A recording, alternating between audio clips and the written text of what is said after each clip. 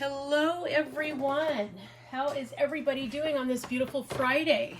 I hope everybody had a banner week and that you are ready for a wonderful weekend, because you know you all deserve it. So have something wonderful, have a new flavor of coffee, go to Starbucks, send the kids to somebody else's house to play, do something so that you enjoy your weekend. Well, we're back. Did you guys miss us? Did you? That's all we want to know. We missed all of you a lot. So I think, let's see, what's going to happen now? So we are going to talk with you guys a little. We're gonna work on our WIP, and we're gonna chat, hence the name WIP and Chat. Everybody's home and the bark machines are full of it, and so yes, everybody's ready to have hissy fits, so yeah, we're good. If you hear anybody in the background or barking, just ignore it. You guys know how it is. All right, so first of all, you guys, I am so close to 600 subs. I literally can smell 600 coming my way. So thank you very, very much. You guys are just, you're amazing. I'm shell-shocked by you guys all the time. So please sub if you haven't subbed. Like, comment, share, all those YouTube-y things. That would be outstanding. And let us know how your week went. Anything phenomenal happen? You know, what's going on? We were tagged. Yes, tagged. We got tag questions. It's all Mushy's fault. Mushmallow 79 over at Dark and Creepy Diamond Painting. Well, it's her fault indirectly. Really, it's Eileen's fault. Diamond Crafts by Eileen, because she tagged Mush, and then Mushy turned around and tagged me. And don't think I'm not going to pass on the love. I so am. So you creators, get ready, because one of you is going to get seriously tagged with some of these tag questions. So we have got questions to ask. Well, they've been asked to us. We have questions to answer. Let me say that. So I just want to make sure, did we answer everything from last week that all of you asked? I think we did, but I just want to double check. I don't want to leave anybody out because that would just be awful. Yeah, I think we got everything. So, all right. And yes, Neil is here. He's kind of over there being quiet and working on his part of the diamond painting, but he's here. I am. There he is. So I guess we can start. These tag questions, apparently Eileen found a deck of questions somewhere she was shopping and sent them over to Mushy. Now, Mushy only sent 10 of them over to us. I don't know what that means. If these are the ones she really wanted us to answer first, or, you know, what's going on. But anyway, we have 10, and so we are going to start these questions, and I promise to be less preachy than last week. So there you go. That starts the ball rolling right there, doesn't it? So question number 1, it's age before beauty. So you're going to go first, dear. What is the thing you appreciate about your physical appearance? I want to say my height. Which is, you might as well tell them. Well, it used to be 6'1", but since I've gotten older, now it's 5'9.5". Yeah, how about that, you guys? The man is shrinking.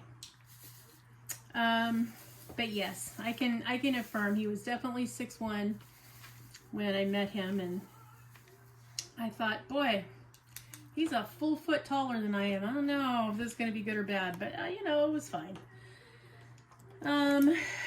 Okay, so your height, that's your favorite thing, huh?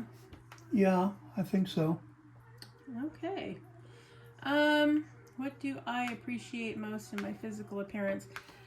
probably my eye color. I have my father's eyes. He had blue eyes.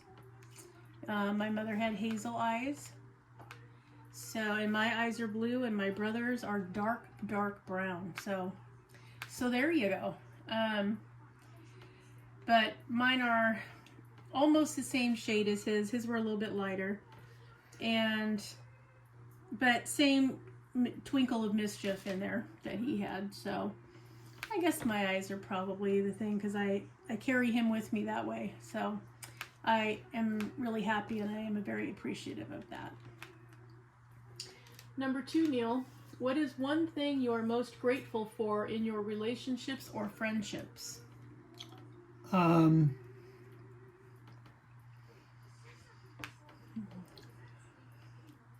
Well, it's taken us a while, but I think that one of the things that I really appreciate about our relationship is that we can pretty much talk about anything. Lots of therapy involved. Oh, years worth. Years. I think we might have hinted on it. I don't know, maybe we didn't, but I thought maybe we had in a past WIP that, we talked about that, we started having couples therapy very quickly after we moved in together, because I had 3 kids still at home that had special needs, and that's hard for anybody to walk into and try to figure out, especially since his kids were grown and gone for quite some time by the time he showed up in my life.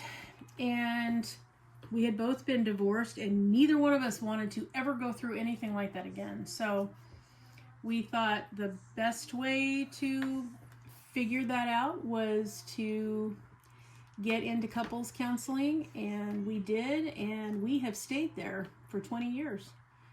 So, we did change therapists once. I think ours retired or something. I don't remember why, but we went to a different person, and that's the one that we have stayed with. Well, if I remember correctly,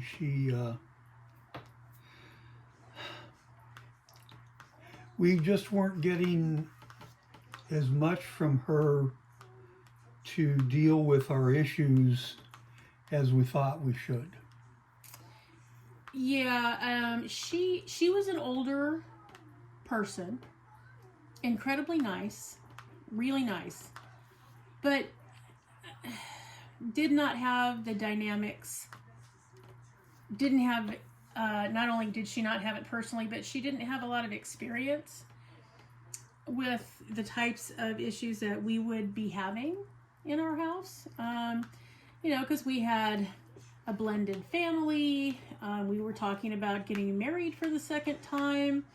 We had 3 kids that had special needs. We had adoption issues, plus all of their needs that perpetually kept showing up. So yeah, there was a lot, and we did not feel equipped, just the 2 of us, to handle that. And she just didn't really have a lot of insight in her bag of tricks at the time, and plus, after we had been there, I don't know, 18 months to 2 years, her husband passed away, and she kind of had her own stuff going on. So yeah, we ultimately just decided, you know what, this is probably not, and if we both felt we weren't getting what we needed out of it, that was serious, because we don't think alike. We're opposites in a lot of ways. So if we both think, this is not necessarily where we should be at this point, it's probably true. So we began searching for another person, and we had benefits changes and stuff too. So yeah, we had different insurance and everything. So we went with the other person. I mean, I basically phone screened, I don't even know, more than 20, because I did not want to go someplace where they had less experience in what we needed than we did. I mean, that didn't make sense to me. So I picked a few. I talked to Neil about it. Here's their story. Here's what they've said so far. Here's what they specialized in. After we talked about that, that narrowed it down to 2 or 3. And we ended up going with the one that called us back and felt, she felt like she was confident she could help us. So that made us feel a little bit better because, we knew we needed the help. We just didn't want somebody that was going to, we didn't feel we had time or energy for somebody to pussyfoot and spend, 100 years in the let's get to know each other phase. We needed to hit the ball running, and so we picked the one we felt could do that. And she's put us through our paces over the years in many ways, many ways. Because, that's the thing about therapy. You really shouldn't love to go. If you love to go to therapy, you're probably not being helped the way that you need to be. You should be able to see that you're improving, even if you're being told things you don't like to hear. And that's another thing. If you're told something you don't like to hear, you better go back. Because if you don't go back, then that's you not getting the benefit because you're not putting the work in. There were a lot of times both of us were just furious. We'd leave there like, you know what, she's just way off base. And then we figured out, a while later after we calmed down, okay, maybe she wasn't so off base. So yeah, and both of us, that was another thing, was we found therapy exhausting, which is another thing that's typical, because when you start digging into the deep stuff and stuff that you maybe haven't dealt with before in your lifetime, but you've had packed away, causing your behavior to be a certain way, or for you to make decisions in a certain way, you get down to that stuff, it is exhausting.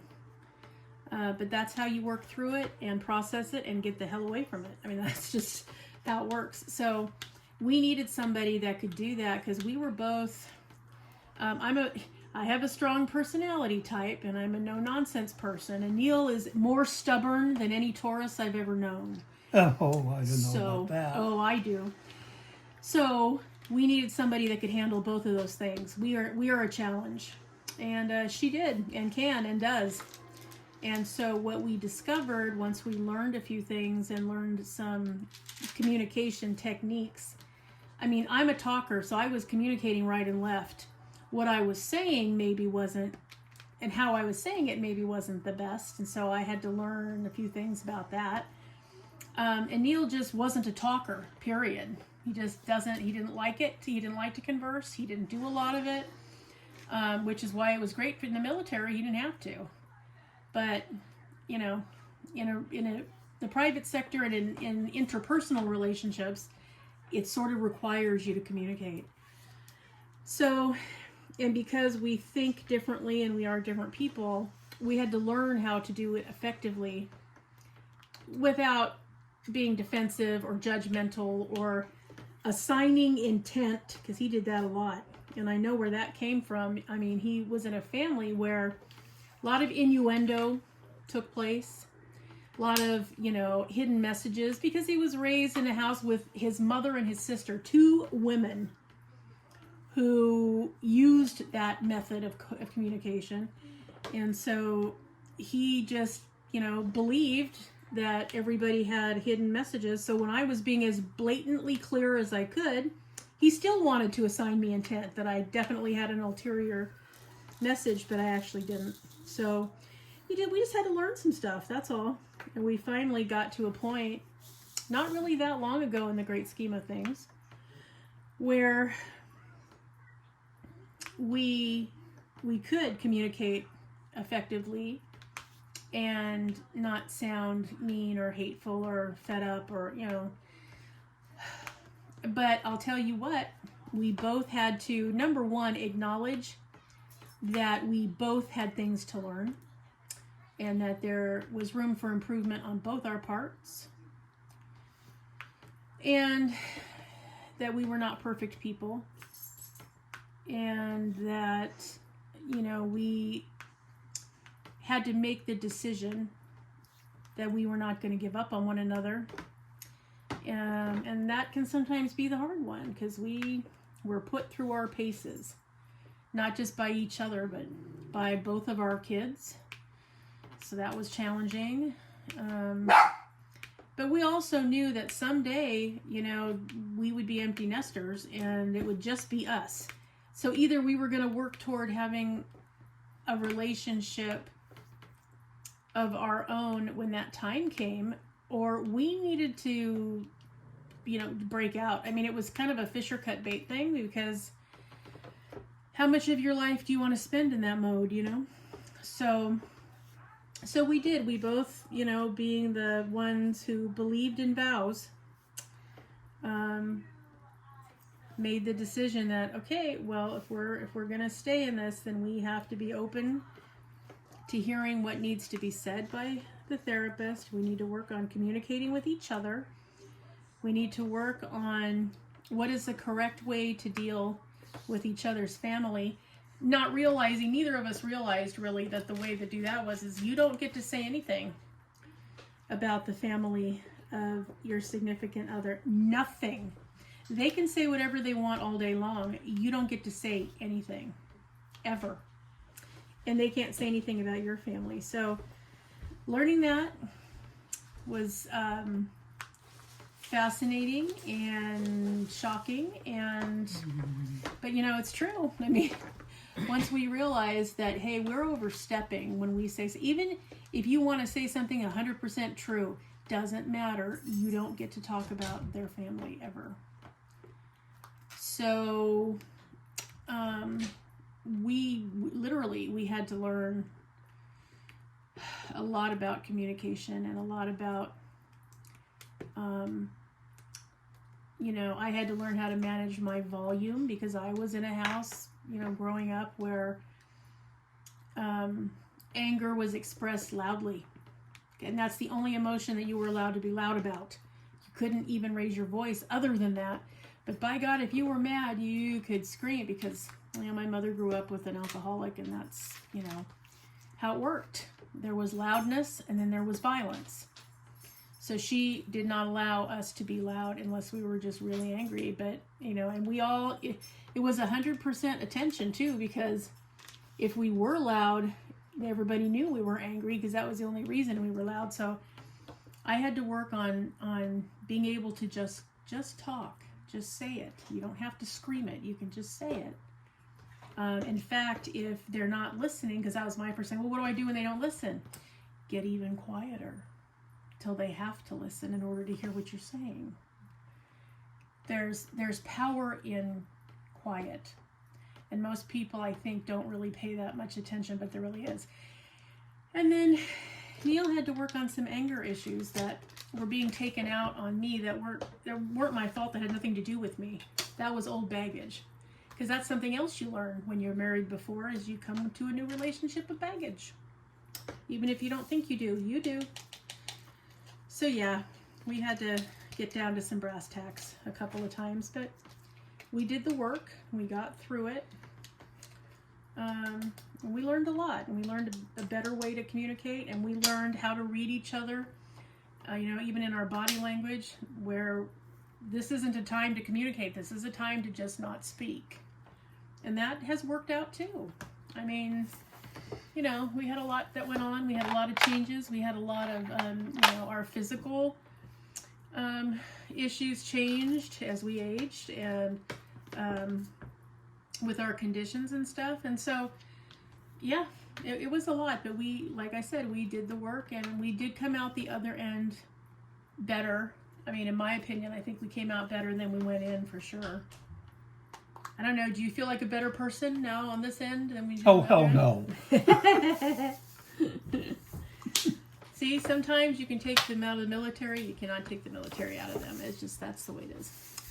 But yeah, we did come out the other side, and we had some, some slip backs. We had some playing old programming, because, people are such creatures of habit. You don't even realize you're playing the same old dumb tapes that you wanted to not play ever again, and you're playing them because that's your habit and your go-to, and then you go, oh, what am I doing? Why am I doing this again? We talked about this. It's unconscious because it's a learned behavior. Yeah, exactly. It's just, it's like cell memory. You just do it. And so we learned a lot of things, like how to call each other out on our shit. We learned how to, well, first of all, how to recognize it and to call each other out on it nicely, or at least courteously, and how to not take it personally, so that when you hear them do it, you remember, number one, it's not really you that they're talking to, and number two, it's perfectly fine. For a long time, I was trying to figure out a way to let Neil know that you can't speak to the boys like subordinates. They're not in the military. That is not going to work.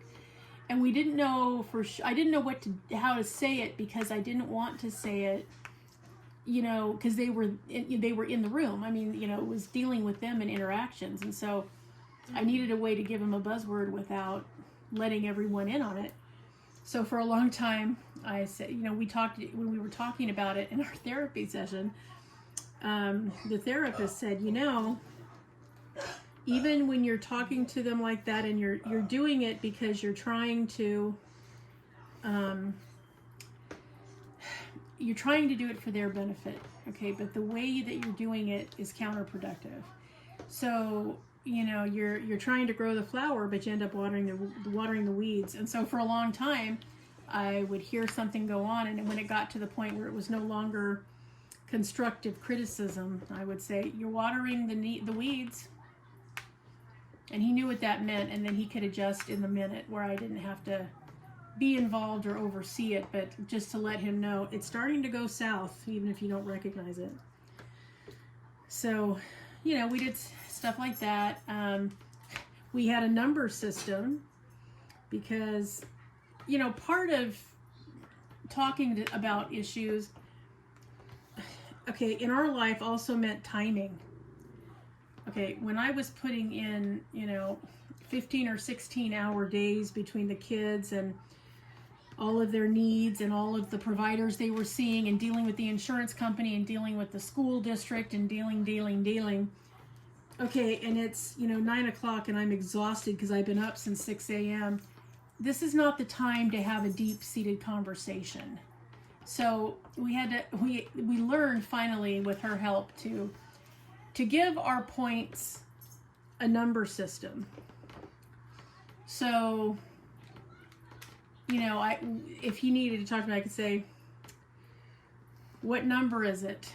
So in other words, if you're interrupting me and I'm in the middle of something, how urgent is it that we talk about this right now? So one was, it's not that urgent, it can wait.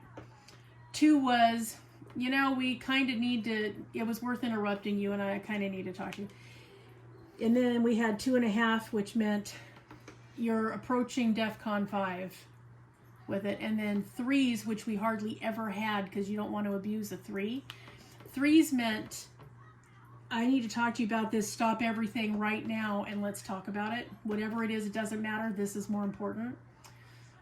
We saved those. We didn't have very many because that's really critical. So had a couple 2.5s.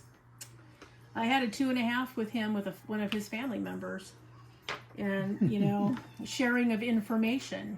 So, but we had to do what would work, and we couldn't do a lot of trial and error because we were ensconced in the situation. I mean, the kids were with us every day. Our jobs were every day. It wasn't like, and I was still in, I was in a custody battle for 6 years. So we had that to contend with, and all the annoying, stupid things that, were happening with that. And, it was a lot. And so,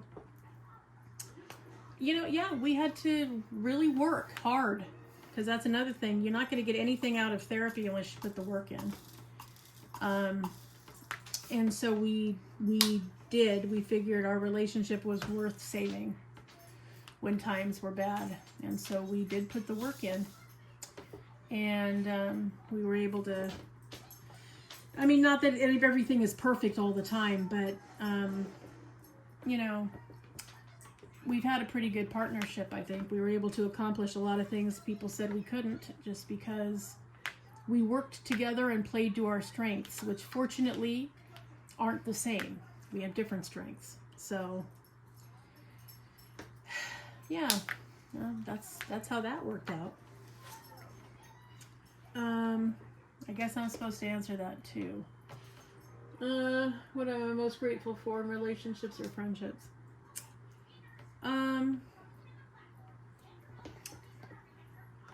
I think I'm most grateful for the genuine loyalty in my friendships, and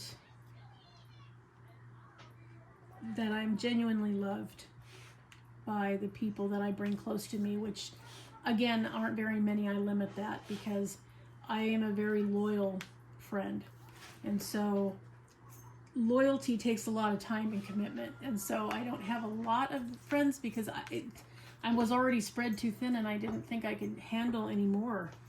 But I wasn't willing to compromise, because I think the people in your life that love you and that you love back deserve for you to be around if they need you. So if you can't do that, what is it exactly, you know, you're trying to get out of a friendship? And so, so the people that I love that are in my life, I can tell any of them anything all the time.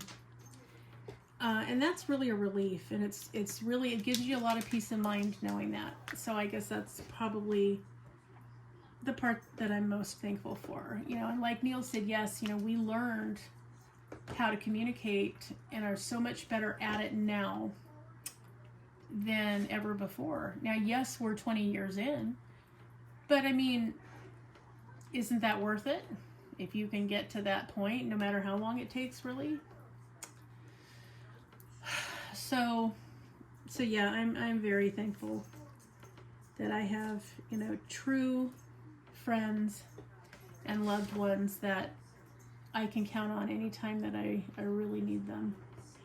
And with the exception of my brother, okay.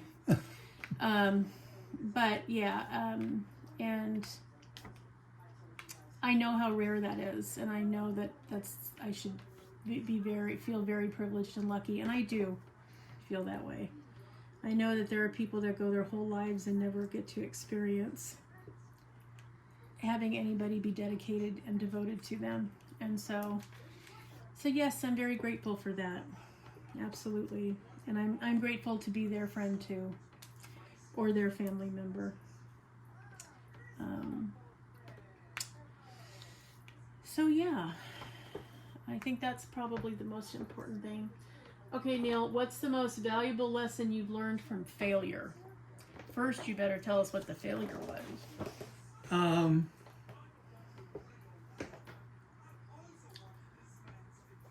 Well, there's so many.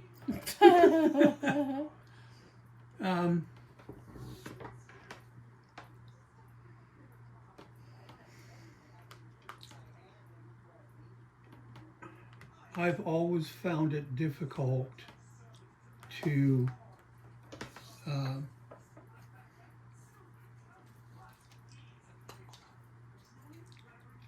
do well with a subject or something like that I really don't have a lot of interest in. And I don't know if that's true for a lot of people, but and as I got older, not just as a kid, but I had to learn that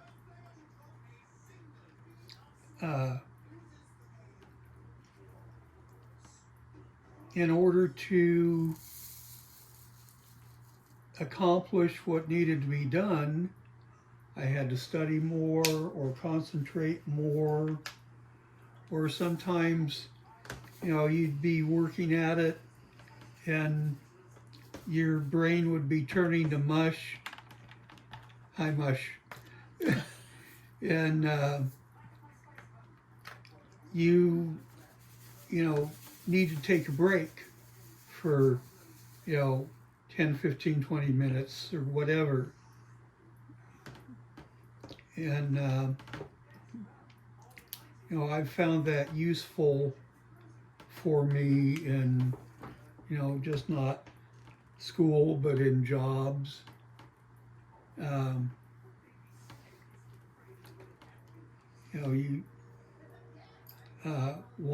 think one of my downfalls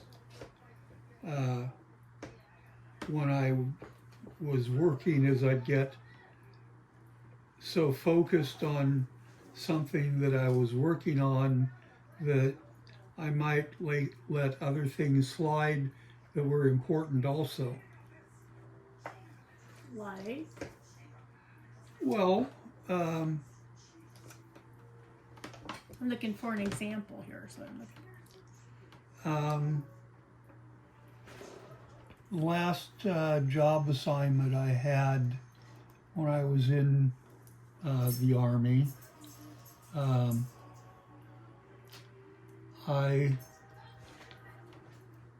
was, the job title was Chief Prisoner Services Branch. This was at the confinement facility at Fort Lewis, Washington. So I handled all the, oversaw all the administrative services for the jail, both prisoner and what the colonel and sergeant major needed, and also was in charge of the mail room, property and funds, the supply room, prisoner education and welfare. So there was a lot involved with it. And if I'd get too wrapped up in the administrative end, I didn't have a focus on what else was going on with the activities that I was responsible to supervise. So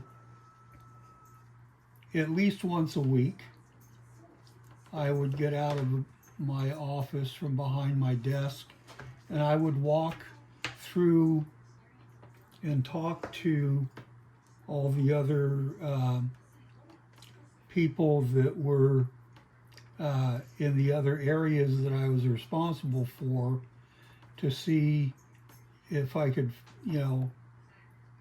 determine if things were okay or if things were maybe needed some adjustment. Let's put it that way.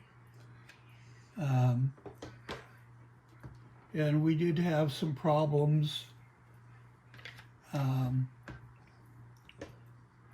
here and there that weren't directly something that I realized was going on or I could have foreseen. So I guess that's basically it. Okay, so can you put that in a summarized format? The question was, what did you learn from failure?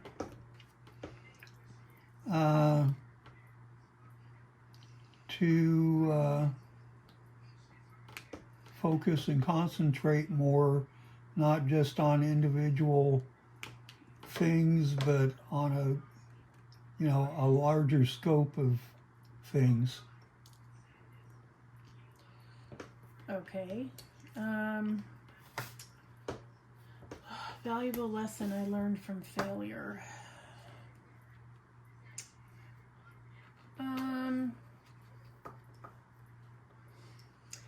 I think probably, you know, I have a hard time thinking in terms of failure. I feel more like if you don't succeed in the way that you thought you would or that you wanted to, usually it's, you know, I think of that more as tuition, because I feel like that's what I paid in order to learn what it was I needed to learn.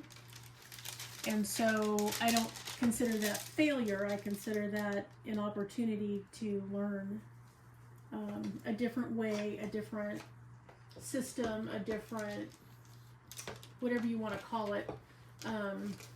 And so I don't really think of it as failure. I guess, and maybe that's the lesson, that one thing I did learn is if you really screw up, you're going to have another opportunity to try something different. Life is kind of interesting, and it's set up that way. You know, you do something and you go, okay, I thought that was the way to handle it, and I found out maybe the hard way that it wasn't. Maybe you lost a job, maybe you lost a relationship, maybe you lost an animal, whatever it was, okay? It didn't go the way that you thought it would go, okay? Well, there's going to be other jobs and other relationships and probably other animals and other factors and other variables, because, you know, life is, the only consistent thing in life is change. So you're going to always have opportunities to do something else. So I guess what I learned is, if it doesn't work out, then have a plan B and maybe even a plan C, and a little bit of patience, because you're not born knowing. I mean, that's why you have life lessons, because we were all sort of, more or less, we were clean slates when we got here. So everything that we learned, we literally had to learn. And so, you know, you are worthwhile, and you deserve to have patience with yourself and other people to have patience with you, but you can't control the other people. You can only control you. So, I think that was something, because patience has never been one of my virtues. So I learned that, number one, it's okay to make a mistake. Number two, you need to apologize when you screw up. And once you do that, in order to not have to go through life apologizing, like I talked about last week, don't repeat the same mistake knowingly. I mean, that's really the number one thing, is realize what doesn't work, get rid of that option, try something else till you find what does. And it might not always be the same thing. I mean, there's no fail-safe way of handling situations in life, but you certainly can figure out what hasn't worked and what has not been a benefit to you up to that point. So, you know, I guess that's what I learned, is if something I thought was going to work didn't work, time to get rid of that and reassess and figure out what else what I could have done differently, and try it a different way the next time. And that's been a pretty successful way to handle it. Number one, it forced me to expand my knowledge base, because sometimes I did the only thing at the time that I knew how to do. Okay, but if it doesn't work, it doesn't work. So, all right, I need to figure out, you know, I need to research this. What do other people do? What is an expectation that's going to be done? You know, if this person was no help at all, who should I have gone to? And where do I find out who I should have gone to? You know, so like I said, that's why I think of it as tuition, because I was paying a price for knowledge I was gaining, right? Kind of like you do in school. So, which I guess is sort of a really long-winded way of saying, if at first you don't succeed, try again. I don't know.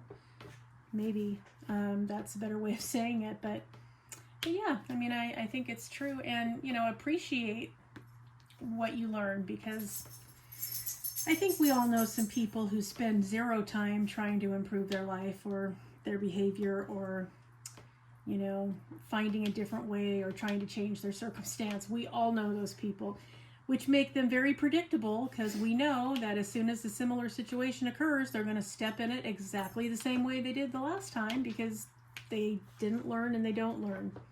Either they don't care to learn, don't feel they have to, or are just plain disinterested and are perfectly happy going along putting their foot in it. So, okay.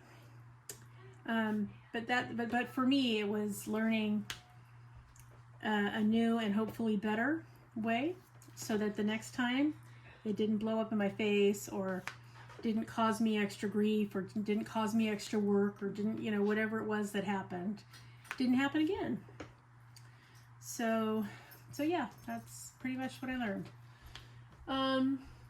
Neil, if you could learn any language instantly, which one would you choose and why? Well, you know, I thought about this a while, and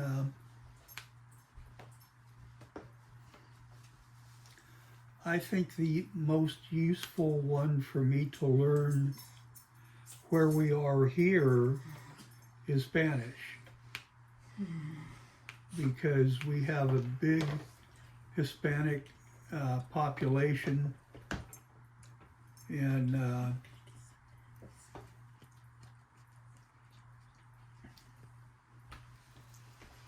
you know, I learned a little bit of Spanish when I was stationed in Panama, you know, enough to get in trouble with. But you know, that isn't the same. You know,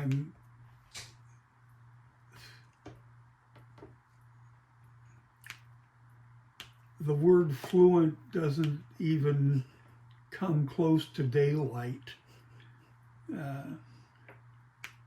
for me regarding the Spanish language.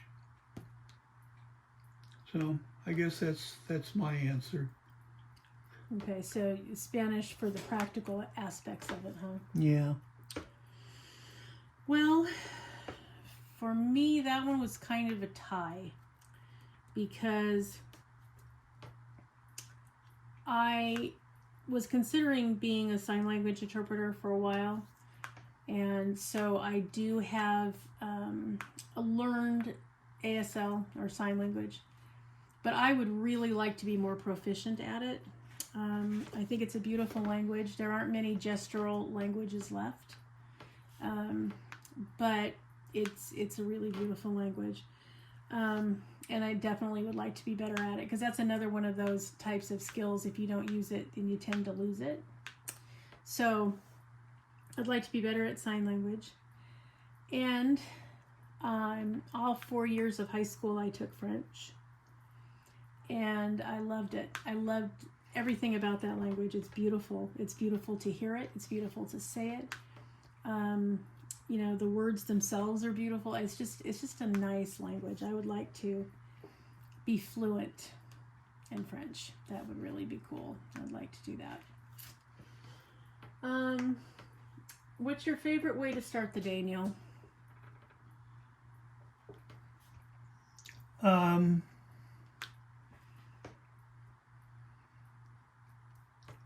Probably being able to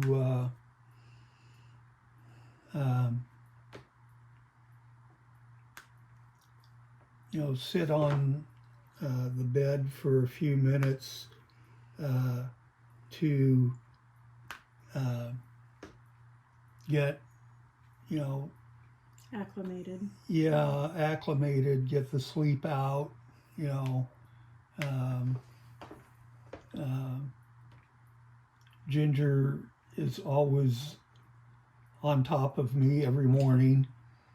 She thinks she has to kiss me good morning every morning, and not just once. And if this is your first time hearing us, that's his dog. We're not a throuple. That's actually a canine member of the family. Go ahead. And then get up, go in the kitchen, have some tea or coffee. Well, we decide what the heck we're going to have for breakfast.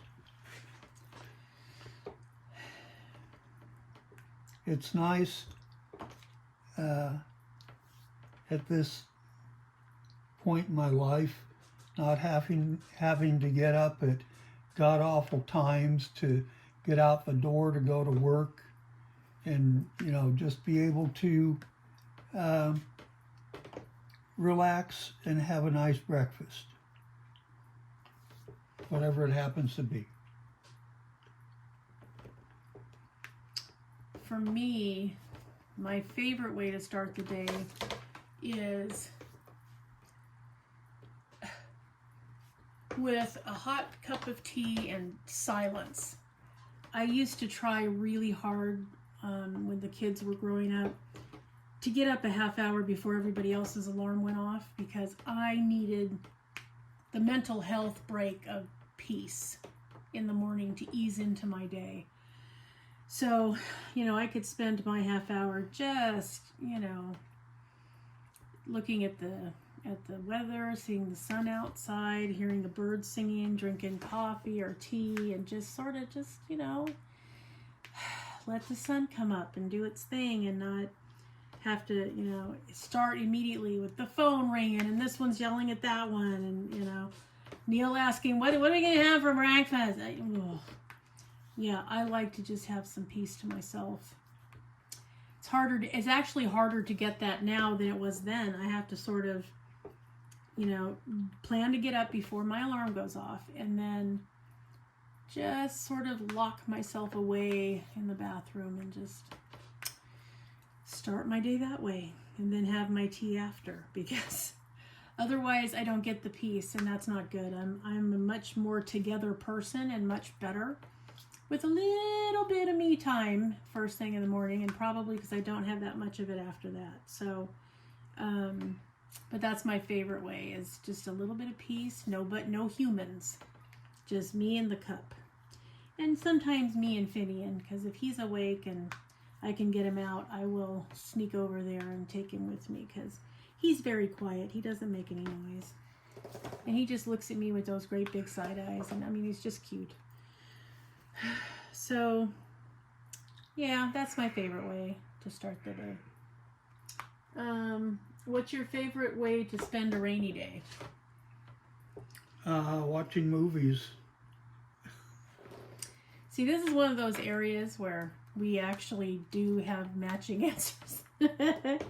We don't have that many of them, but that would be one. I like to have, again, hot tea in my jammies and my slippers and a warm blanket, snuggled up on the couch with my people and my animals, and just binging Netflix is good for me. I think it's a great way. And if I can add a fire in the fireplace, double points. Love that. So, yeah. What's your favorite movie quote, Neil? In this country, we got a thing called the Missouri boat ride.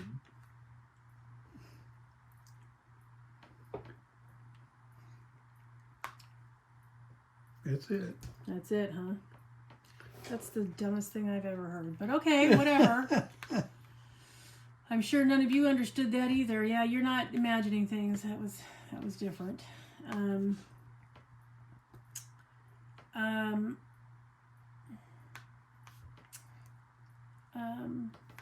I actually, I have a couple of them. I mean, I don't know if I can really choose, because there are some that I like way more than others. Probably one of my favorites, and I use it all the time metaphorically, is we're going to need a bigger boat. I literally say that all the time about whatever the latest obstacle is we're dealing with. That one. And I also like, I love Lord of the Rings. I'm not that big a Tolkien fan, but I happen to really like that trilogy. It's just, I just love the story itself. And so my other favorite quote is, to bear or carry a ring of power is to be alone. So I thought that was a good one. So those are my two faves. Yeah. I mean, we all like Hasta la Vista Baby, let's face it. I'm sure, I know other people say that one because I hear it all the time. So that one's kind of a pop culture phenomena, I guess. Okay, Neil, if you won the lottery, how would you spend the money? Oh, we'd be going to Vegas and spend a month.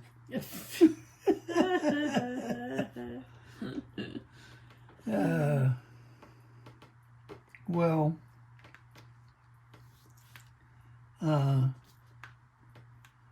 we would get our debts, if not paid off, greatly reduced, and we'd get fixed what we needed to get fixed around here, and maybe,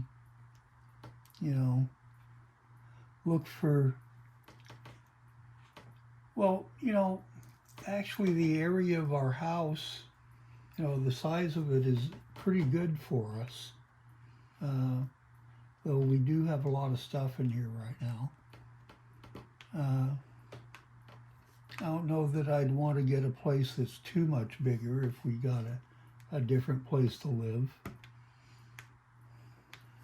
But on top of all that, it would be nice for us to be able to travel around the country a little bit and see some stuff.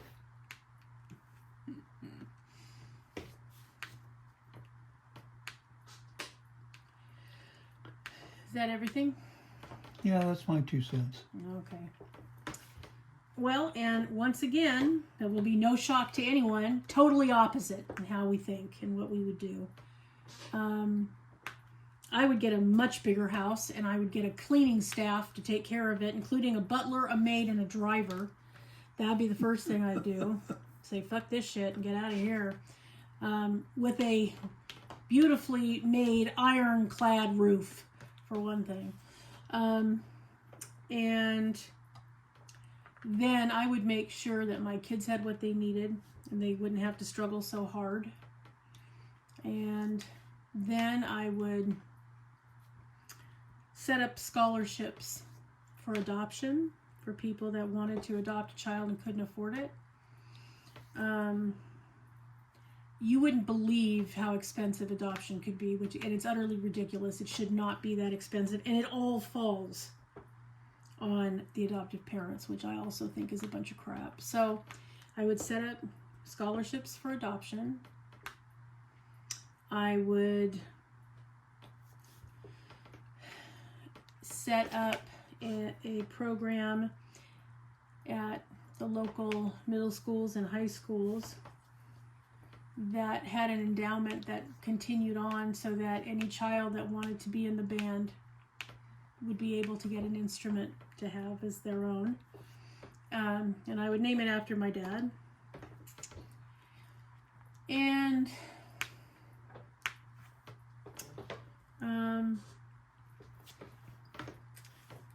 I would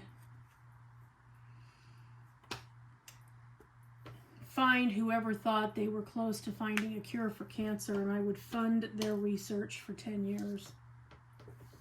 Because enough of that crap. We need to be done with cancer. We just really, truly need to be done with it. I'm tired of how many people it takes, and it's indiscriminate. It takes every age, too. It takes children, takes older people, takes everybody in between. To hell with that. So that would happen. And yeah, if there was anything left over after all that excitement, we would go on a trip. Long-ass trip. And I wouldn't bother to travel around here. I'd go to other countries. I'd go to countries I would actually like to go to, like England and France and Scotland and Go to the Highlands. I think that'd be cool. And, you know, any of those places, maybe Italy or Spain. Go to the Mediterranean. And then I would set up trust funds for my grandkids. And I would set up accounts for each of my kids to do with as they pleased for as long as it lasted.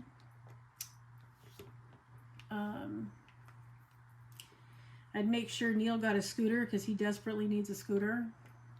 So that, I mean, not just so we could race at the mall, but which would be okay. We totally would race, but so that he doesn't have to just keep walking or trying to walk with his cane because it's really more than he should be doing at this point. So I would make sure we had anything medically we needed, whether that was in-home help, whether that was an assistive device, some kind of technology, whatever it was, I would make sure we had it. And then whatever was left over, I would get any and every diamond painting I ever wanted. There you go. And that is why people, if I ever win the lottery, I will never be rich, ever. Because what's the point of money if you're not spreading it around, doing some good with it? Come on. It's just money, for God's sake. But again, you know, I nearly died when I was 19 from kidney failure. And when you are forced to face your own mortality, that you really realize how totally trivial and 100% irrelevant money actually is. Most people would never believe that because they're so busy trying to earn it, get it, spend it, use it, find it, win it. You know, people waste their lives trying to track it down. The reality is nobody's going to care one iota. When you're ready to leave this world, nobody's going to give one moment of thought to what's in your bank account, what you did or didn't do with the money you made or didn't make. It's just not that. It's not going to matter at all. At all, people. I remember hearing the doctor tell my mother that she needed to prepare herself, that I wasn't going to make it. And that if there were any family members that needed to see me before I went, they should hurry.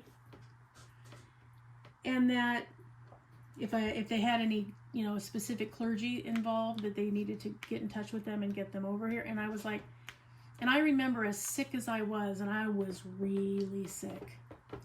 I remember being so annoyed at that. Like, excuse me, the body's not even cold yet. What are you doing? I mean, I just really, because I was 19, and at 19, you just don't quite face mortality. Like, you're still immortal at that phase, you know what I mean? And I just remember thinking, But when I really thought about it, what I thought was going to matter to me didn't matter at all. Didn't even make the cut in what mattered. All I could remember laying there wondering which breath was going to be my last was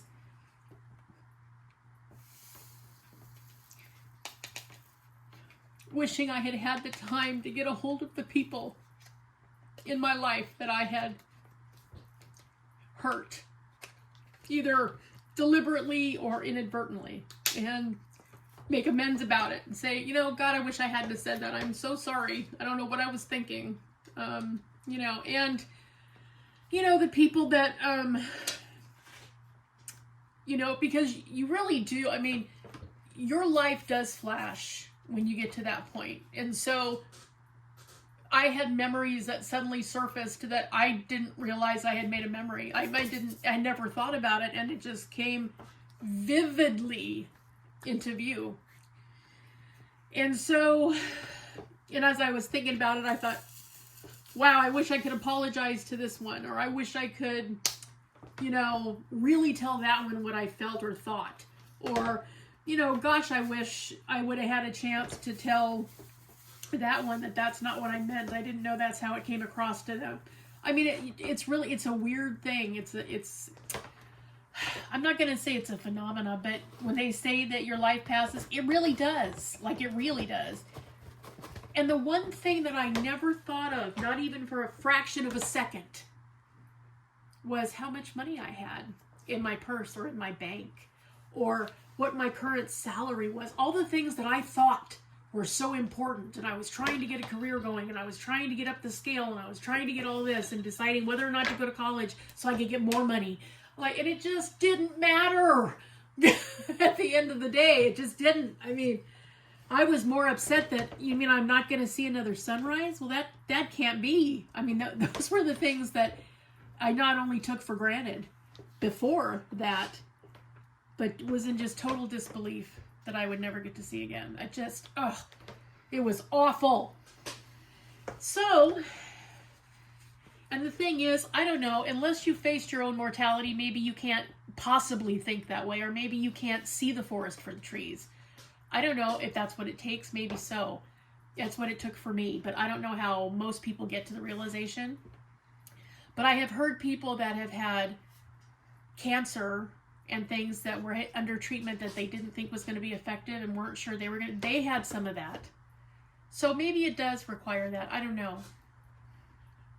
But you get so worked up into the daily grind that you forget that, okay, we know that money's essential. You have to have some of it because you have to be able to get what you need to have. You have to be able to get some food. You have to be able to put gas in your car or get a car in general. You have to be able to keep your lights and your heat on and all of this. Okay. But you know what? Outside of that, the only thing that money does is it gives you choices that you don't have otherwise. That's it. That's all it does. So, some of those choices are important. Some of them aren't. But that's what money does. So, but yeah, I was surprised when I did survive, which again took me several weeks after that point. It was still touch and go. When I finally, it was determined I was going to make it. And again, I knew probably a week or more, maybe a week and a half before the doctors, that I was going to make it. I don't know how I knew, I just knew. And so, but I remember really being surprised because here I was, trying to figure out what I was going to do with my life and how to not have to get into some of the pitfalls my parents did early in their life, and really just do all this stuff and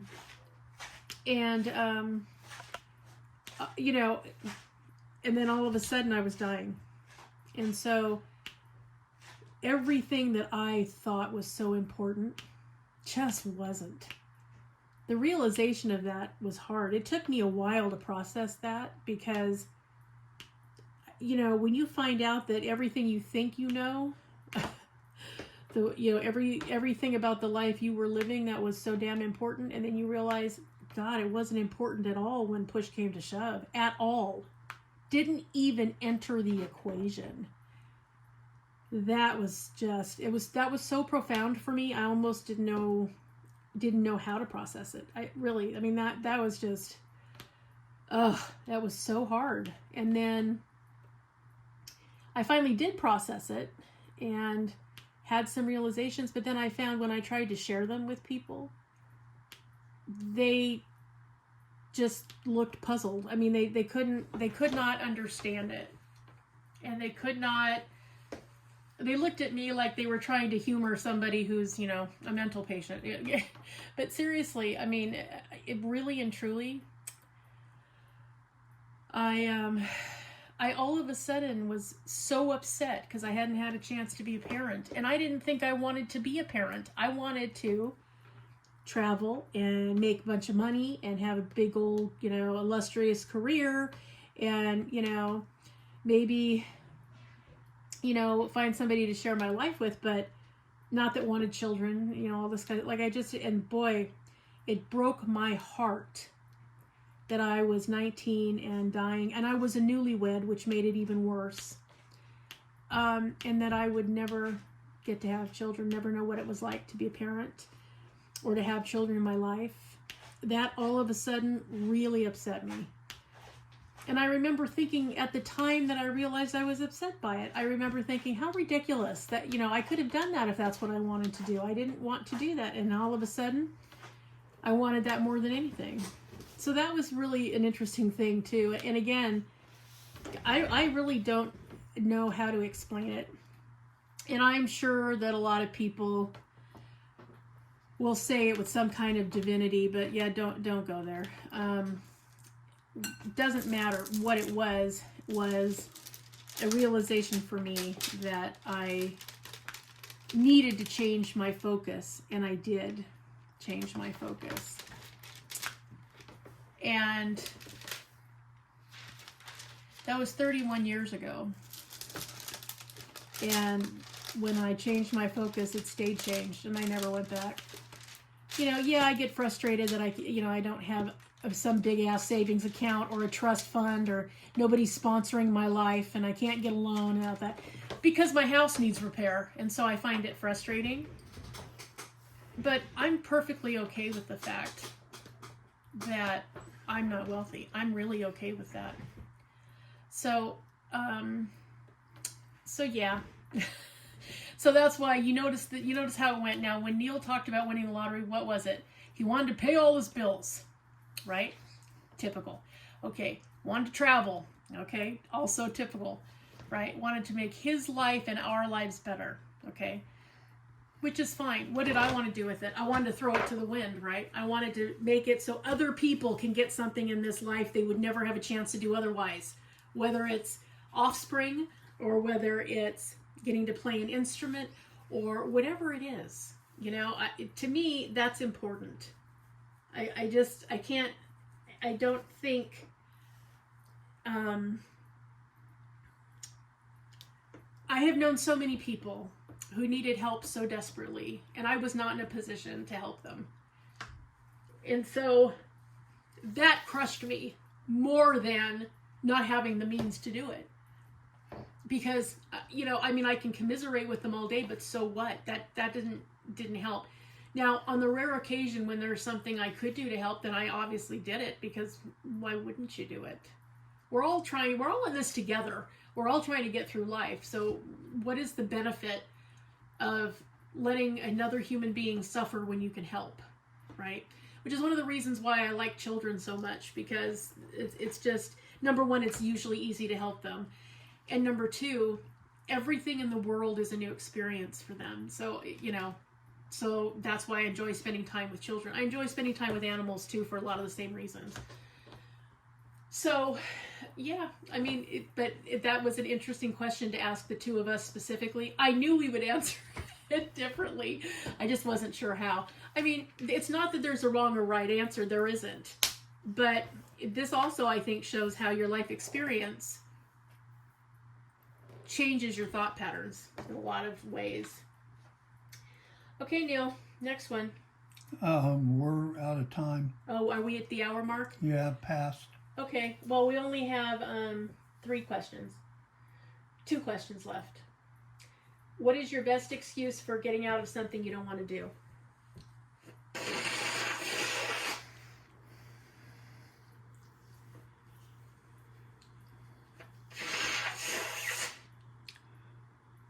Well, I try real hard not to make excuses, but I procrastinate a lot sometimes.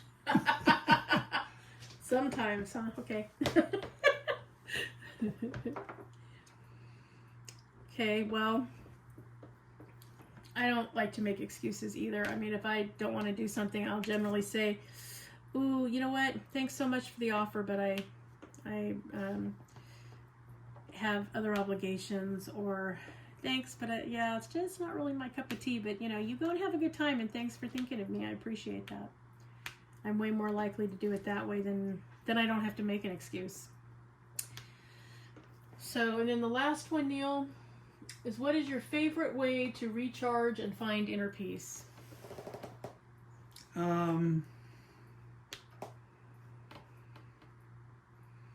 Read a book, watch TV.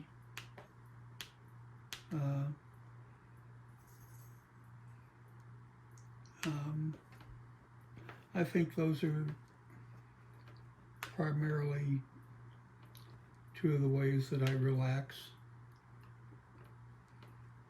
Okay. For me, my favorite way is to turn off my phone, go somewhere where I can close the door and not have to interact, and watch several of the recorded episodes I have of Dr. Maya Angelou giving her talks, because she was very eloquent and brilliant and very present in the world. And I find that the things that she talked about are timeless. The things that she talked about they're still going on today.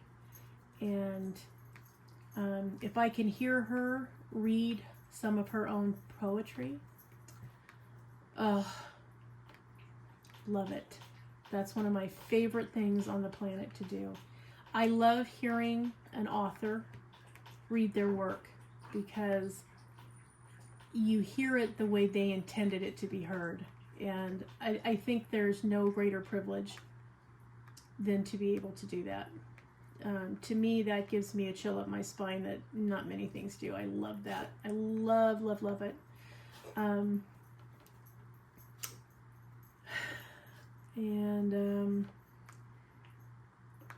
Yeah, I think with a nice hot cup of tea or a cup of hot chocolate with Lil Kahlua in it,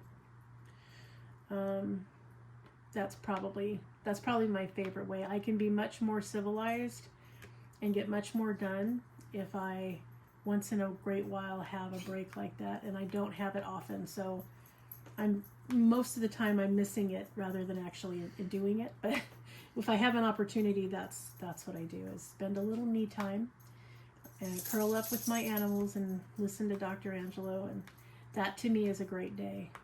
So those are all the tag questions, everybody. Thanks for joining us. I hope everybody has a wonderful weekend. Please like and subscribe. Comment down below. And creators, I'm going to be tagging one of you, so everybody live nervously, because I'm totally tagging somebody with these questions. We hope that all of you are having a good evening, and that you're looking forward to the weekend, and that you get to spend some time with somebody that you love, and that, it's a banner day for everyone. What would you like to add, Neil?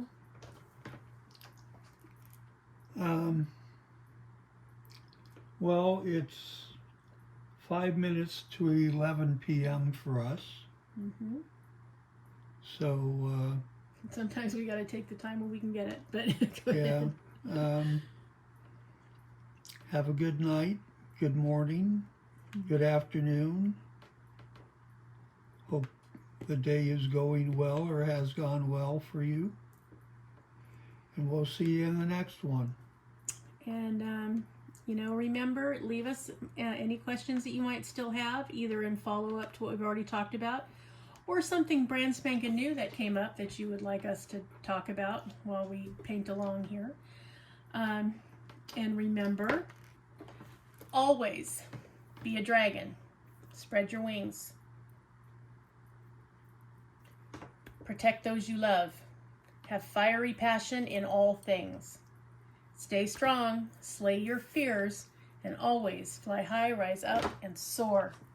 Have a great weekend, everyone. We love you all, and thank you for listening to us. Please like and subscribe. I'm very close to 600, and I'm excited to get there. And we will talk to you next week. Have a good one, everybody. Bye. Bye.